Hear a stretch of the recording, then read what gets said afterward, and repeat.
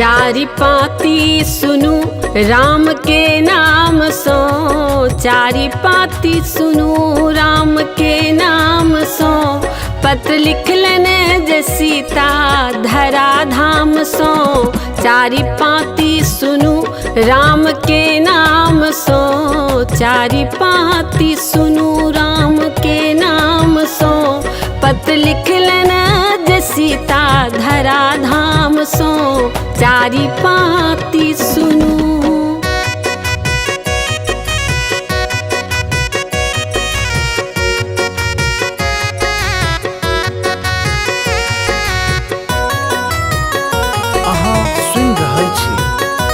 कुमकुम Mishra YouTube channel के शानदार प्रस्तुति।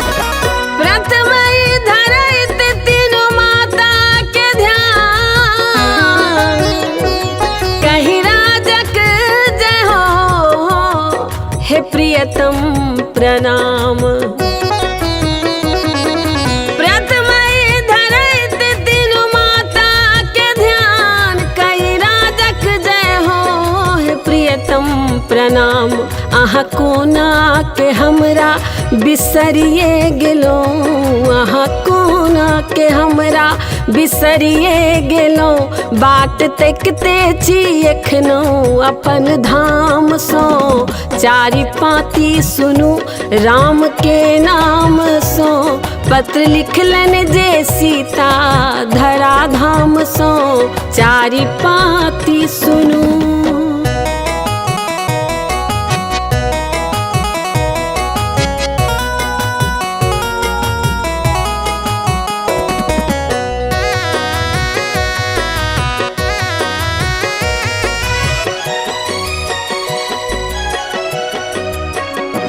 यदि हमरे सिनहिया सलंका गेलो, तब बताले में आब किया पाथर भेलो। यदि हमरे सिनहिया सलंका गेलो, तब बताले में आब किया पाथर भेलो। संग चूड़ी आ सेनुर एतहु अछि हमर, संग चूड़ी आ सेनुर एतहु अछि हमर। अहाँ मारल ने जायब कोनो सैन्य सो, चारि पाती सुनु राम के नाम सो। पत्र लिखलन जे सीता धरा धाम सो, चारि पाती सुनु।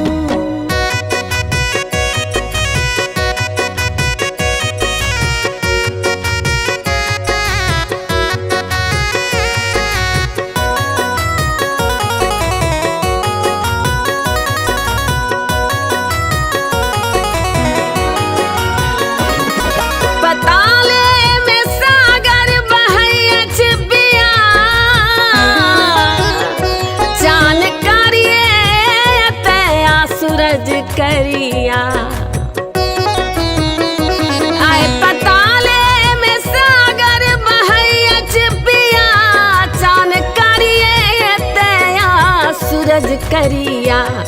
समय तो न धरती तजैतो कते, समय तो न धरती तजैतो कते। कहू जीवतो कोना हम घटल मानसो, चारि पाती सुनु राम के नाम सो। पत्र लिखलन जे सीता धरा धाम सो, चारि पाती सुनु।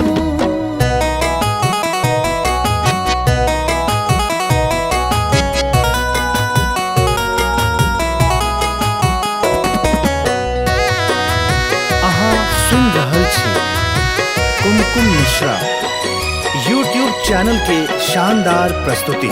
हरण हेबा के बाद अहाँ लंका जायब, सेतु सागर पे साज यहाँ विजय कहायब। हरण हेबा के बाद अहाँ लंका जायब, सेतु सागर पे साज यहाँ विजय कहायब। अयोध्या में आनी फिर जंगल पठायब अयोध्या में आनी, फिर जंगल पठायब अहाँ परिचित छलो सब परिणाम सो। चारि पाती सुनू राम के नाम सो, पत्र लिखलन जे सीता धरा धाम सो। चारि पाती सुनू।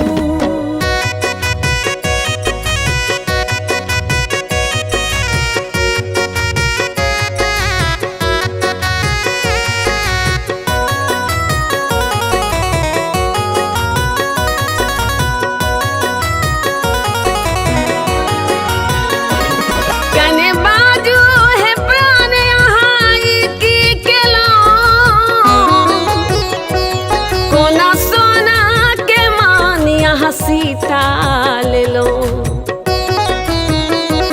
कने बाजू है प्राण यहाँ की केलो, कोना सोना के मान यहाँ सीता ले लो।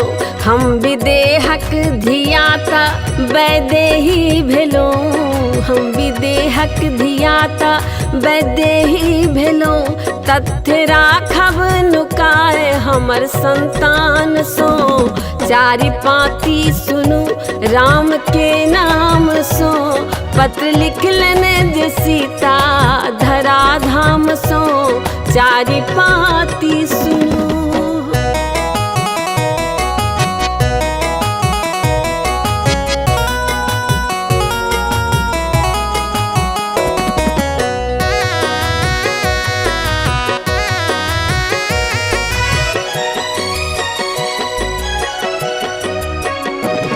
नहीं एखनो अहाँ सँ इतर भेल छी,